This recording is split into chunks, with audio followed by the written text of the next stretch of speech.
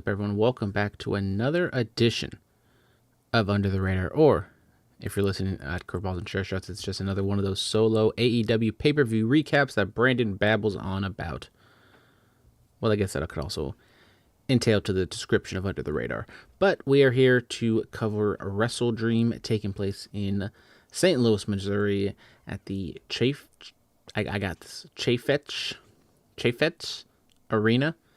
It's on the St. Louis University campus, so it's not the major NHL arena that the Blues are at, but still a solid 10,000 seat venue, and the crowd looked pretty much full. Did not get a WrestleTix number on it, but it looked pretty good for an AEW show.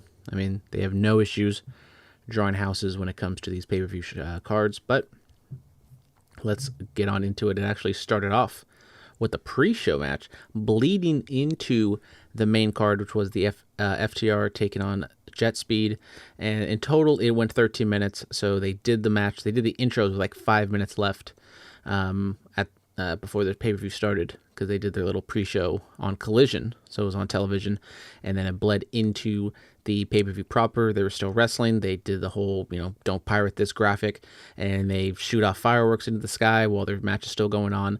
And it was a novel concept. It's something we haven't really seen before, especially from AEW and definitely from WWE.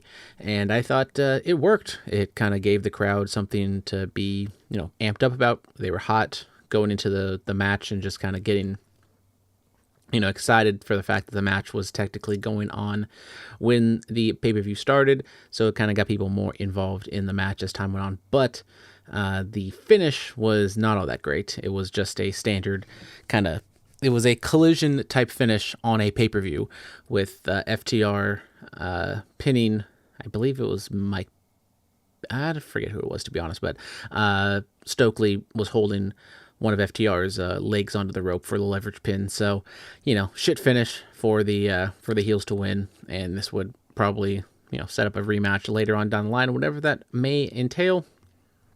Match itself was good, but kind of the story of the match was just kind of like the decision for them to go from pre-show and bleed it into the main show. Then we got the pay-per-view proper, where we got Jamie Hayter taking on Tekla. This was maybe the first ever women's match to open a AEW pay-per-view, and this one was 15 minutes 35 seconds. It was a solid match, and Jamie Hayter got the win.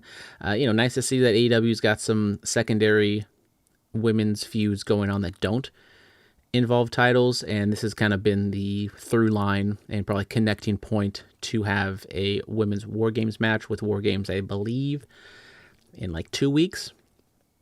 So that's right around the corner. So it looks as though we're going to get, Jamie Hayter, Queen Aminata, some other people involved to take on, is it Triangle of Madness or whatever, Tekla and all of her spooky friends, and they're gonna, have a women's War Games match. Is there going to be a men's War Games match? I don't know. Usually those things take damn near an hour, and are they going to really fill 2 hours with two different War Games matches? I have no clue, but Jamie Hayter got the win via pinfall, hitting her clothesline, and like I said, it was solid for what it was. The crowd wasn't like super into it, to be honest. Like, they liked Jamie Hayter. They didn't really care too much for Tekla. Like, she wasn't getting any substantial heat. They did have Charlie Thez, Lou Thesz's wife, at ringside, and they did a little intro to her before the match started with Tony Schiavone introducing her, and she just gave a little talk about how she was excited to be in St. Louis and how it's been forever, and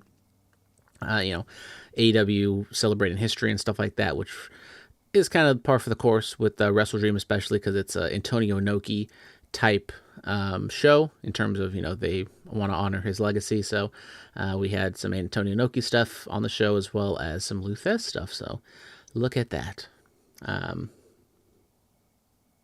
Honestly, nothing really much to say about this. Then the Jurassic Express took on the Young Bucks for $500,000 on the line. The Young Bucks had a cheeky little intro package, or not intro package, but kind of intro Titantron that had like their bank balance, and they had insufficient funds because they charged so much money for whatever different things, and it cheekily added up to around $500,000 that they owe. So they really needed to win this match so they can get that money and pay off all their debts. Jack Perry and Luchasaurus come out. Pretty much the same. I do think they've done a good job with Jack Perry in terms of, going back to the Jurassic Express gimmick without it actually being like Jungle Boy. He's, Jack Perry, but has a little bit of the Jungle Boy in him, wearing a little more leather, wearing maybe more brown leather instead of black leather. And, he's still just kind of a human, but he's not a caricature like the Jungle Boy gimmick was when he first started back in the day. So, because you can't put that genie back in the bottle after what happened after All Out, or All In. Yeah. There's too many shows to keep track of at this point. But match itself, I thought this was a stellar match, what you would expect from all four people involved. Just kind of that Young Bucks PWG style, just kind of spots back and forth. Luchasaurus kind of the one big guy in there, so he was able to shine and do some power moves. Jack Perry and the Jacksons just kind of bouncing all over the place, running around, doing some spots and some good kickouts. There was some good near falls in this one. I thought there was a point where you thought maybe the Young Bucks would get the win, but Luchasaurus came in and broke up the pin to make the save, and then at the end of the day, they hit the countdown to extinction. I think that's what their finish is called, and Jack Perry got the win, so the Young Bucks ended up losing, unfortunately, still in debt, looking for $500,000 to pay off all those debts, all those gambling debts that they have accrued at this point. Then we get the Don Callis family showing up, and they attack Jurassic Express. Young Bucks did not do anything about it. They didn't join in the attack or help to stave off the Don Callis family. Kenny Omega came out to make the save. He kind of gave the Bucks an earful. The Bucks didn't really do anything about it, and they walked out. And then Kenny kind of clean house, and he raised both Jurassic Express hands to kind of end that segment and kind of show that they're all on the same page. And I would suspect that this was definitely a fast forward of a story, or a alteration of the story, just because of what happened with Andrade. And clearly they were probably gonna do like an Andrade Kenny Omega match on this show, but that clearly did not happen.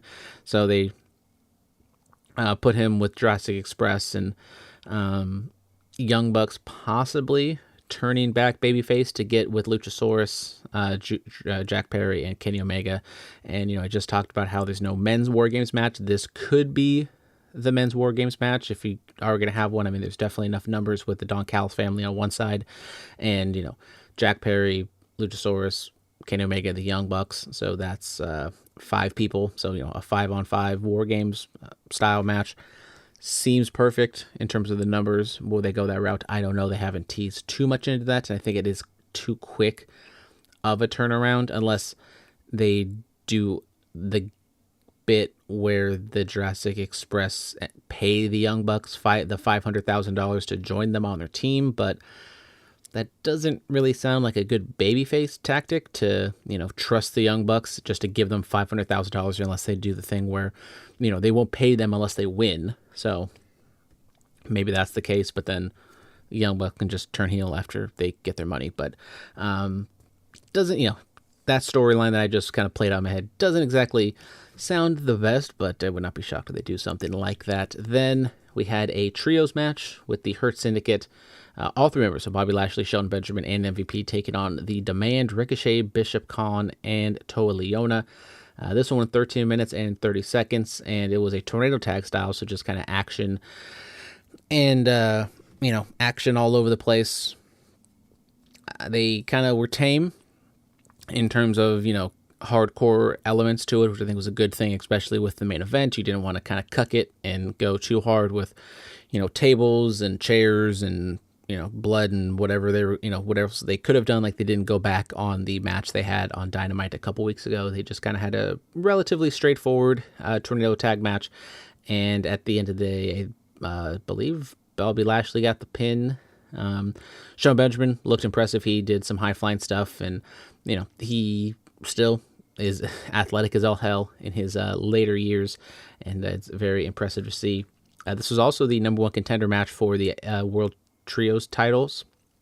So I honestly forgot who the champions were. I thought it was the Death Riders for the life of me, but it was actually the Ops. So that was a surprise to me because I kind of forgot about that, to be honest. So we're going to get the Hurt Syndicate taking on the Ops for the Trios Championships. Win? I don't know. They didn't exactly make that all that clear. Then we get another title match. We get the TNT Championship. Kyle Fletcher defending against Mark Briscoe. This one went 24 minutes, 45 seconds. This one was good, but it went way too long. Crowd likes Mark Briscoe. They like booing Don Callis and booing Kyle Fletcher, but this one definitely kind of overstayed its welcome, I thought. The show went, past 4 hours. It wasn't trickling into the 5-hour mark, which it has at times for some of these AEW shows, so that's a good thing. We're kind of trending in the right direction where some of these AEW shows aren't that long, but there's still some fat to be trimmed off of these shows, and I definitely would have said, like, the opening match, as novel of a concept as it was, I don't think you needed to have that tag match bleed into the actual pay-per-view. You could have saved, that's 10 minutes you could have saved there.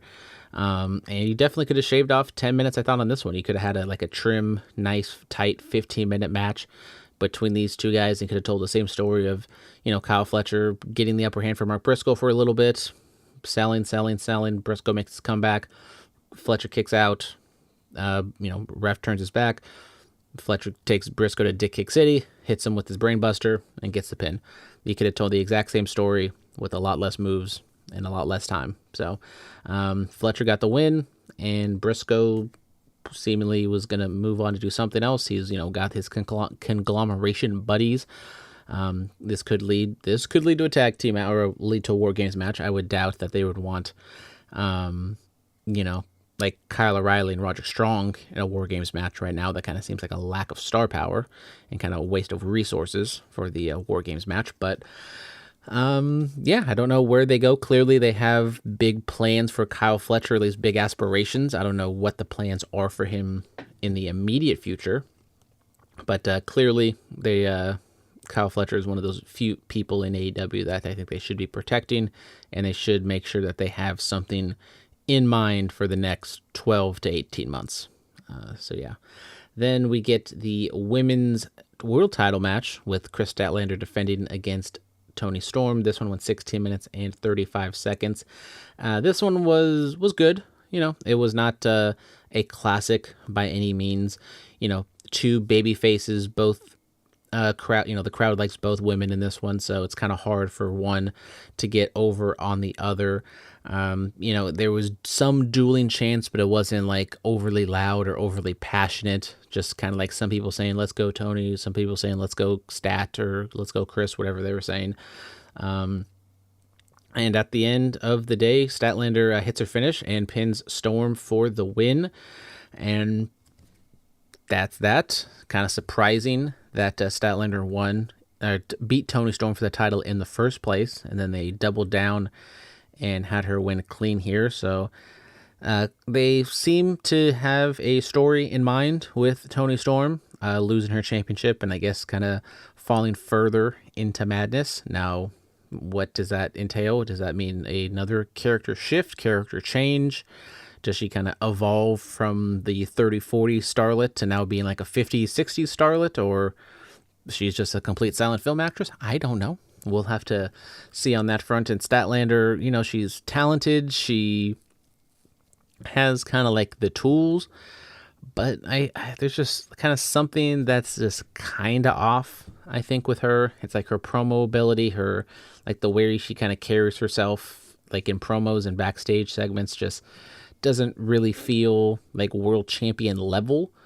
And she's been around long enough that I think it's kind of, that's just who she is. She kind of has that quirky, awkward, alien personality, and she kind of shed it for a little bit, but then now she's kind of going back and reach this final form, I guess is what they're kind of calling it, of her just kind of like melding all of her different characters into one, which unfortunately means kind of the return of the alien type gimmick. So then while Statlander was celebrating, then Mercedes Moné came out and she celebrated her win in Mexico, and now she's Ultimo Moné because she has 11 belts now, I believe. No, she has 10 belts, so she's tied with Ultimo Dragon.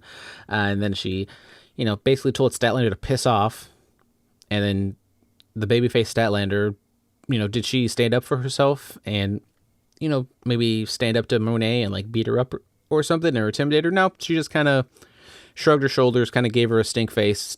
Well, not a wrestling stink face, but gave her a stink eye, and walked away. So great job, Statlander. Way to stand up for herself and just let Mercedes Moné punk you out like that. Then Moné went on a little diatribe and talked about how she has so many belts, yada yada yada. She had an open challenge for a championship, for any champion to come out. It ended up being Mina Shirakawa. Title for title, TBS title, and hold on everyone, stay with me now. The interim ROH Women's World Television Championship. So it's not even technically the real championship. It is the interim ROH Women's World Television Championship. So there you go. This one went 16 minutes and 10 seconds, and this definitely did not need to be on the show. Like, no disrespect to Mina. I love Mina. I think she's super talented, but like, she's not like a big surprise. She's something. This would have been a perfect surprise for a Dynamite or a Collision.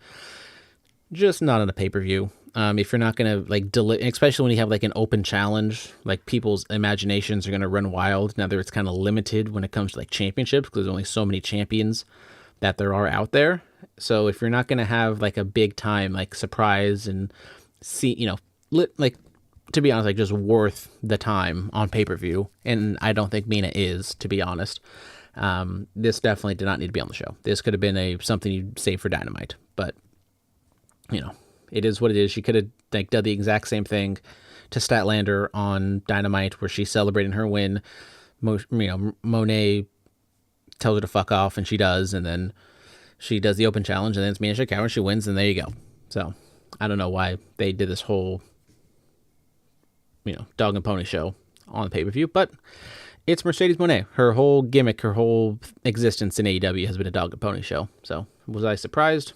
No, not really. Then we get the tag team title match between Brodido and the Don Callis family, which was Kazuchika Okada and Konosuke Takeshita. This one was a long boy here, 27 minutes, 25 seconds. I believe this is the longest match on the show, and it is 2 minutes longer than the main event. And I thought this was the best match on the show.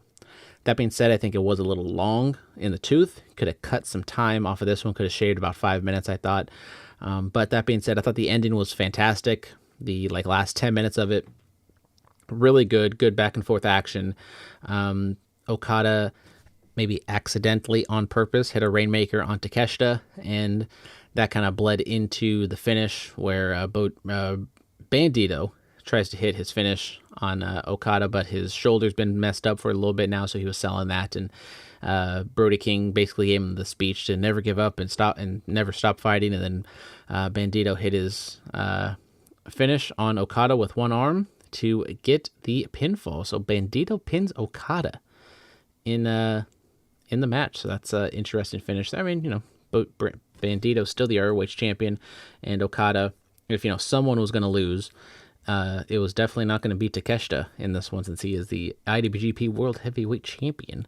And clearly they're doing the dissension segment or dissension storyline, which I would assume is going to culminate at World's End with the tournament, the Continental Classic, if they are going to do that again. Is Takeshita still going to be champion at that point? Maybe they do a thing where it's like a draw and then they wrestle at Wrestle Kingdom. I doubt that'll happen, but you never know. But I thought this match was really good. As I said, it was a tad long. I can nitpick and say it should have been, cut for time.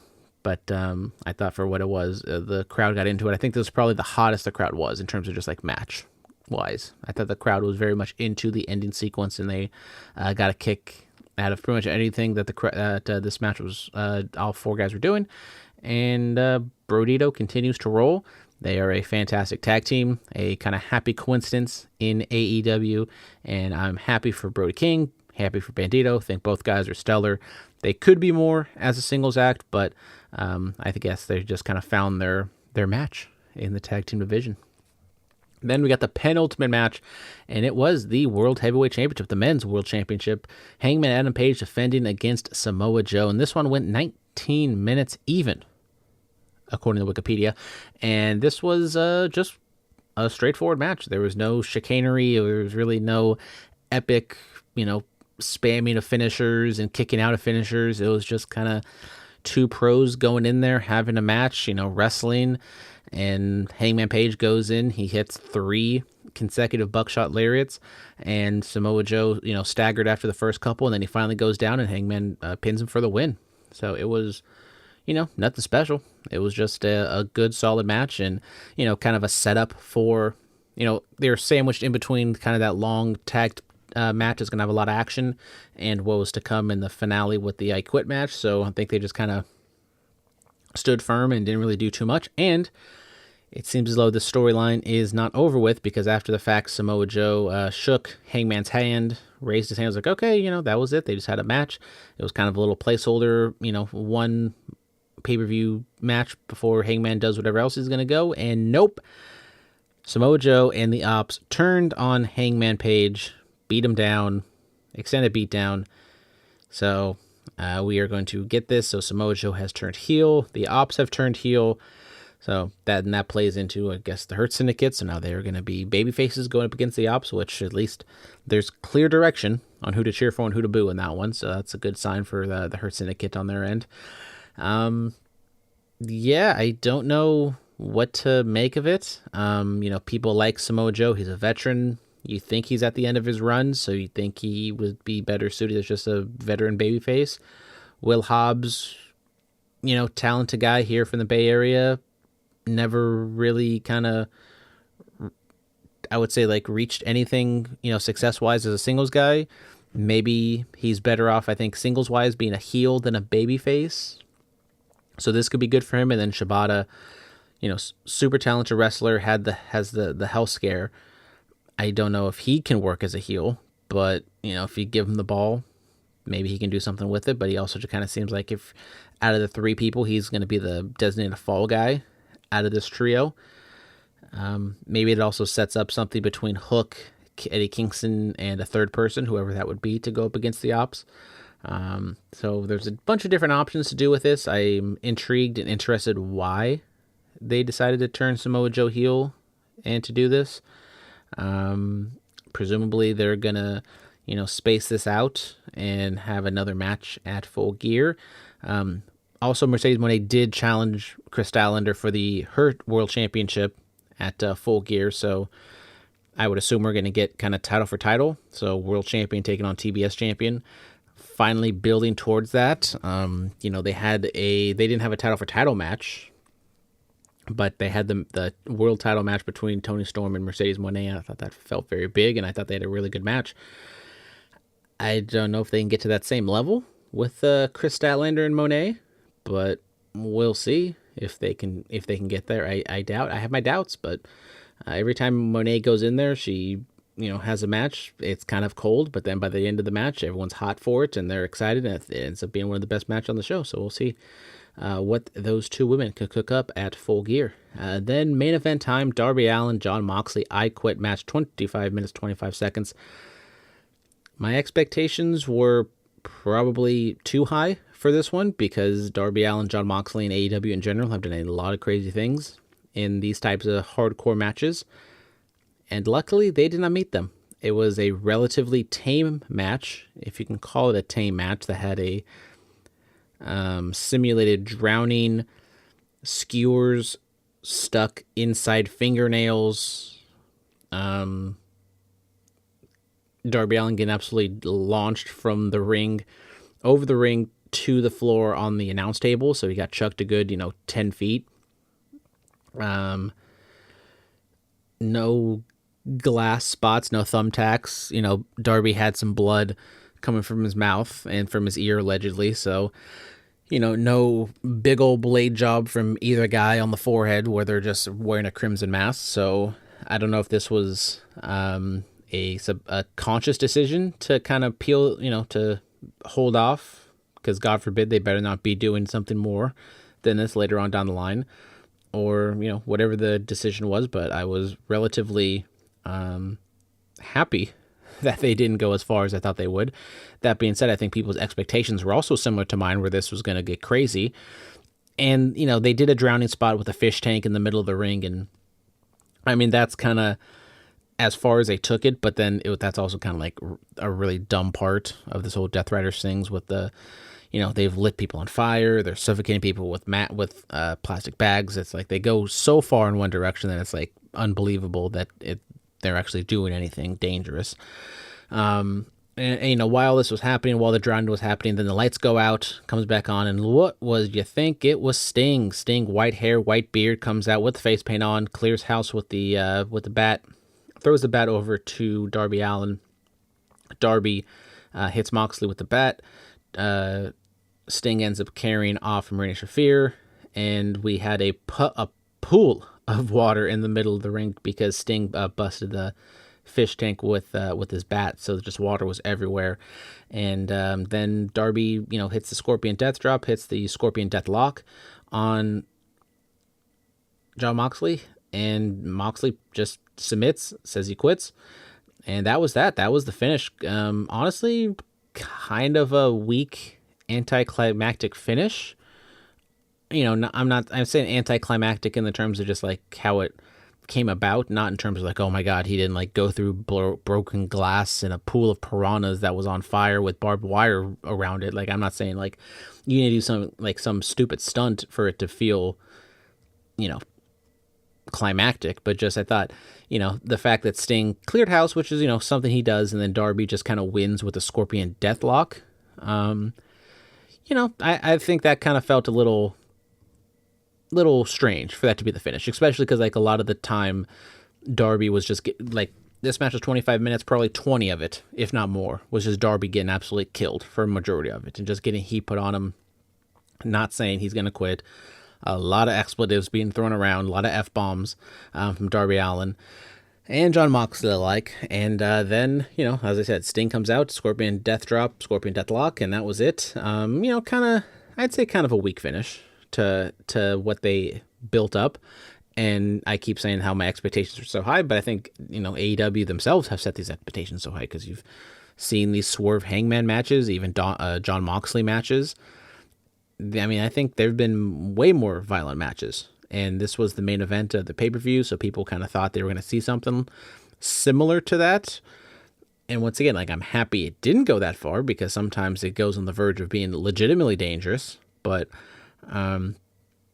maybe this is AEW kind of doing a reset, and they are going to do Blood and Guts in a couple weeks, so maybe that's where they're, in the back of their mind, Tony's like, we don't need to go this hard on pay-per-view. We can save it for TV when we're going to do that Blood and Guts match, but are they going to have a men's match? I don't know. I don't think so. I think they're just going to have a women's one, but we'll have to wait and see. They've been doing a lot of 2.5 hour dynamites on TNT, so maybe they'll have a 2.5 hour one there, and they'll have 2 War Games matches, and Darby Allin and Jon Moxley will kill each other there. But we'll have to wait and see on that front. But overall, I thought WrestleDream was a fine show. Nothing stellar in terms of the matches. As much as I did like the tag team match, there was no match of the year candidate, like any match you absolutely have to see.